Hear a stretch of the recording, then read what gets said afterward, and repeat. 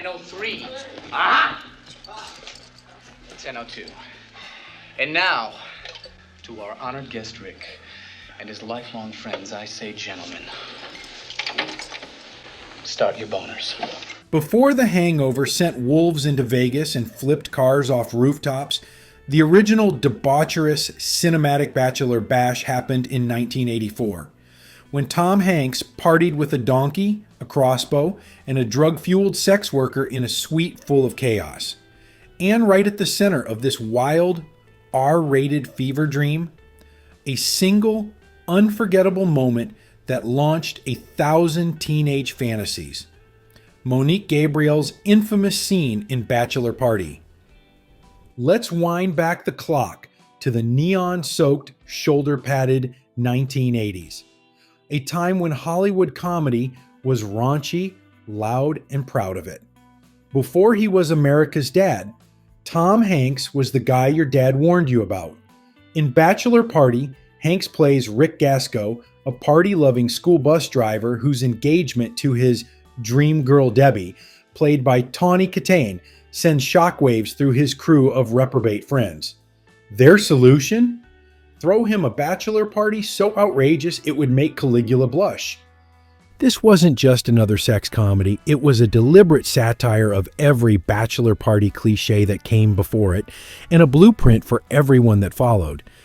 Neil Israel, who had recently scored big with Police Academy, directed from a script he co-wrote with Pat Proft and Bob Israel.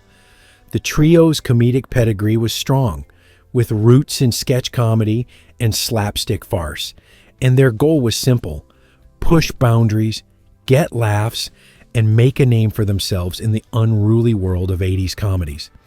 The production was a madcap endeavor.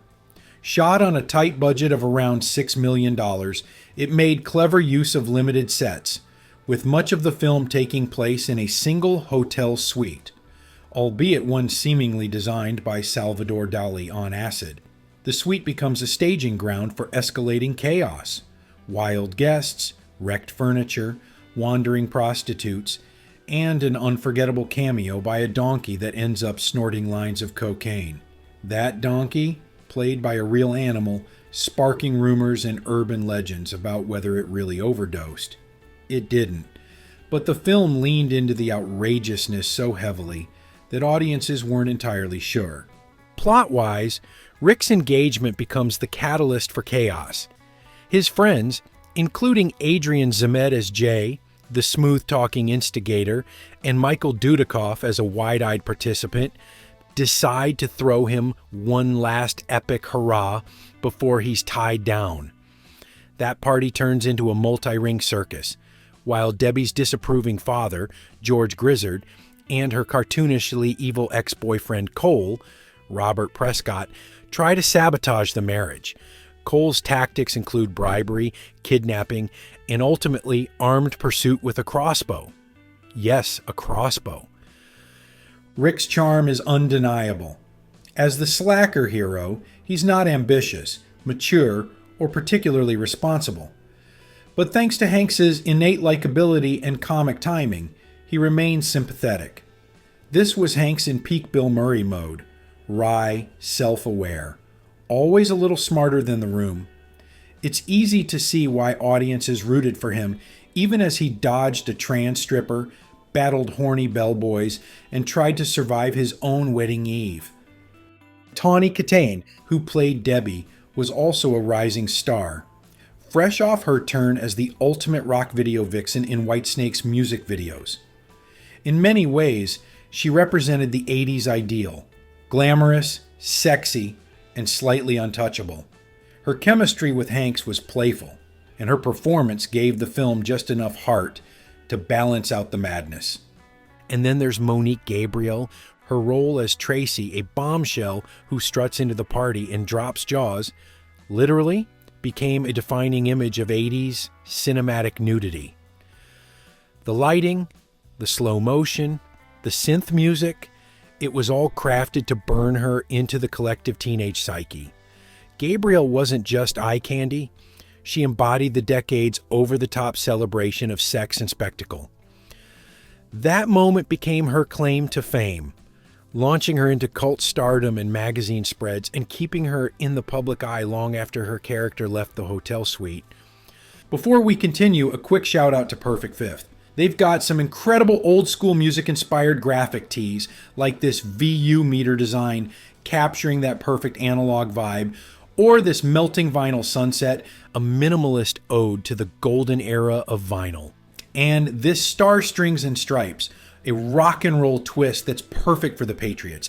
And for Golden Throwback viewers, they're giving you an exclusive 20% off with the code Throwback20. Check out the link in the description. Now, back to the video. Behind the scenes, the cast and crew reportedly bonded over the absurdity of what they were filming. In interviews, Tom Hanks has described the shoot as one long, chaotic summer camp. The improvisational energy of the actors, especially Hanks and Zemed, led to many unscripted moments making the final cut. Gabrielle, in particular, was praised for her willingness to play along with the film's madness, even when her role required her to bear it all. Critical reception was predictably divided, but audiences didn't care. It made over $38 million at the box office and became a staple of VHS collections everywhere. For teenage boys of the 80s, it was practically a rite of passage. Over the years, the film has drawn comparisons to later party-centric comedies like Old School and The Hangover. But Bachelor Party was a pioneer, a proto-bro comedy that reveled in absurdity long before it was mainstream. It was also surprisingly dark at times. The subplot involving Bradford Bancroft, the depressed friend who repeatedly attempts suicide, toes the line between comedy and tragedy in a way few comedies dared to do. One minute he's trying to drive into traffic, the next he's helping fend off crossbow attacks. Music played a key role too. The film's soundtrack, full of synth-heavy rock and pop, perfectly underscored the anarchy.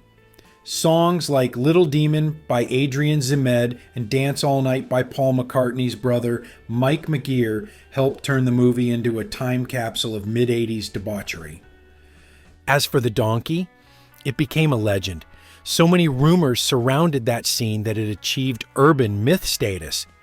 Did it die on set? Was it really snorting cocaine? Of course not. The filmmakers used flour and practical effects. But the very fact that people believed it shows just how effective the scene was. The legacy of Bachelor Party is complicated. On one hand, it's a cult classic and a quintessential example of 80s excess. On the other, it's undeniably a product of its time, with jokes and scenarios that wouldn't fly today. The film has moments that are cringe-inducing through a modern lens, from gender humor to its handling of sexuality. But its influence is undeniable. Tom Hanks would go on to become one of Hollywood's most respected actors. But in Bachelor Party, he was just another guy trying to survive a night of madness.